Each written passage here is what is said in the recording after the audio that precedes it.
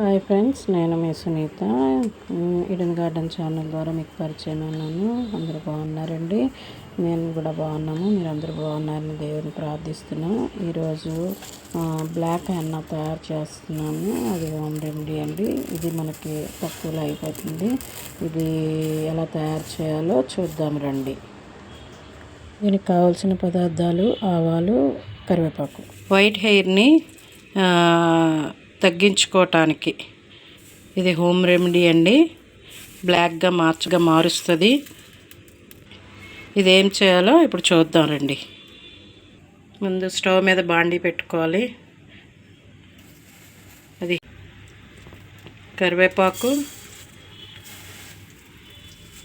బాండీలో కరివేపాకు వేయాలి.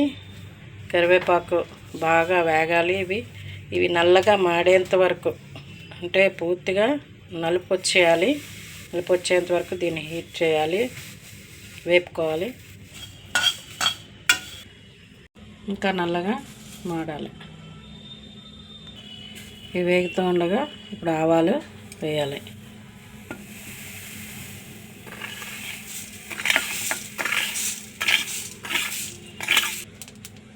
అవి కలిపి వేపాలి. రెండు నల్లగా అయిపోయావు బాగా పూర్తిగా. చెట్పట్లాడుతున్నాయి ఆవాలు. ఆవాలు వేగినప్పుడు చాలా మంచి స్మెల్ వస్తుంది. ఇలాగా మాడిపోవాలి. ఈ మాడిపోయింది బాగా నల్లగా మాడింది కనుక ఇప్పుడు ఇది మిక్సీ జార్లోకి, చల్లారిపోతే మిక్సీ జార్లోకి తీసుకుందాం. ఇలా నల్లగా మాడిపోవాలి. ఇలా మిక్సీలో వేసుకొని పౌడర్ చేసుకోవాలి. ఇదండి, ఇది చార్కోల్ పౌడర్ లాగా తయారైంది. అవి రెండు వేపాం కదా, ఇప్పుడు అది మిక్సీ చేస్తే ఈ కలర్ వచ్చింది. ఇవ్వండి,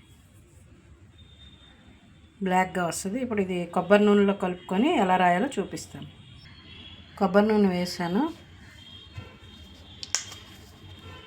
కొబ్బరి నూనె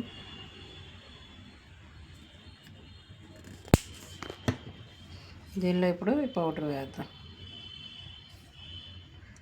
3 స్పూన్స్ వేసాను. ఇది హెయిర్ డ్రై. ఇది మన హెయిర్కి వేసుకుందాం. ఇప్పుడు ఎలా వేయాలో చూపిస్తాను. చూడండి, బ్లాక్.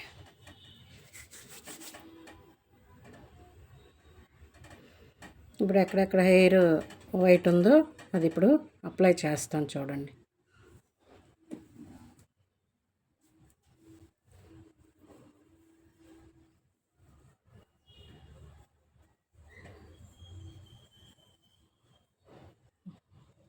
ఇదండి వైట్ హెయిర్.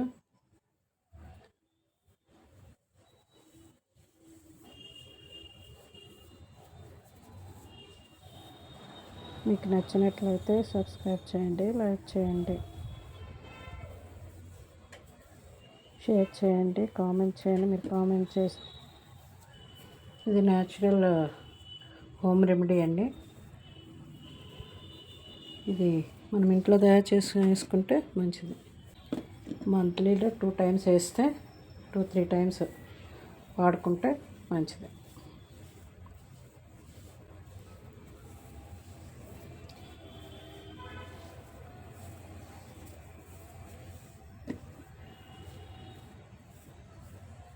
కొబ్బరి నూనెలో లేకపోతే ఆలివ్ ఆయిల్లో, రెండిట్లో కలుపుకోవచ్చు. ఇవి